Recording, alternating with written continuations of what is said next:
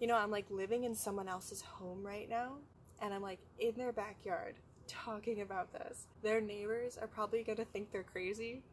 It's okay, I'll be gone in 2 weeks. It's none of my problem.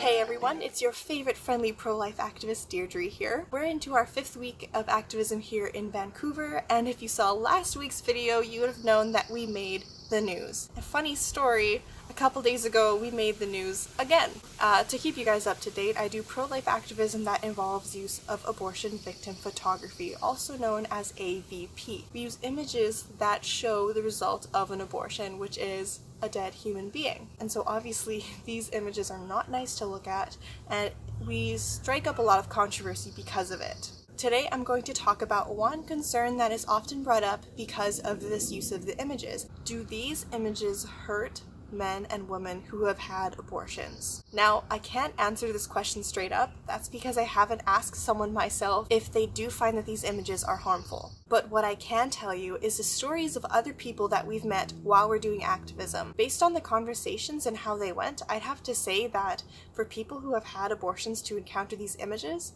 it helps them more than it hurts them.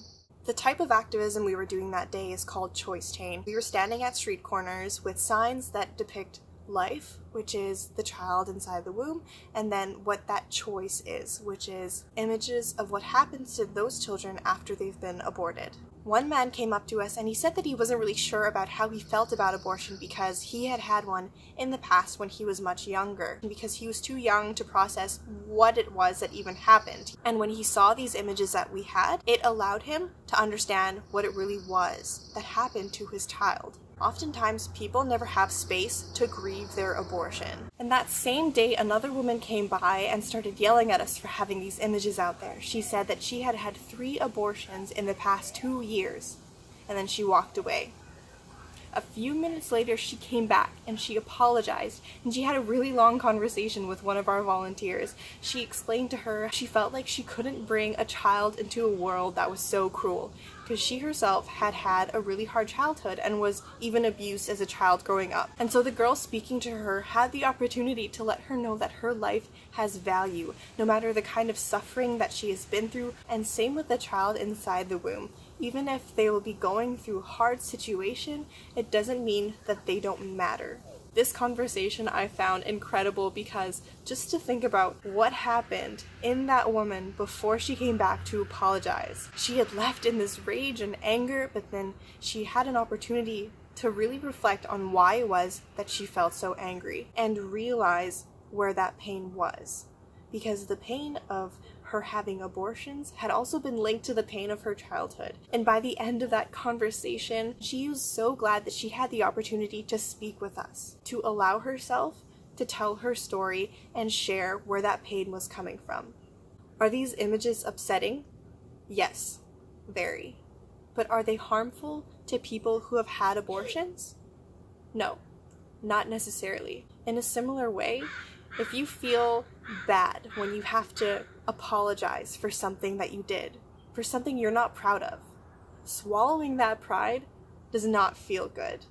But it's the right thing to do, to acknowledge that you regret what you did, and you will promise yourself that you will do better. When people see these images, it gives them the opportunity to do that, because they can acknowledge the reality of what they've been through and come to realize the severity and the harm that it has done to another person, to their own child.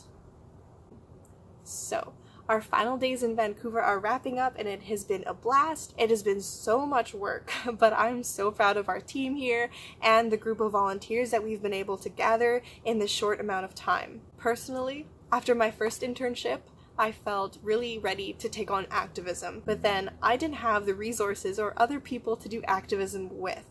Now after this internship, I feel like I'm so much more prepared to actually start activism going on in my hometown. If you guys want to hear more about the pro-life activism I do, or even just learn more about what it means to be pro-life, then check out my other videos.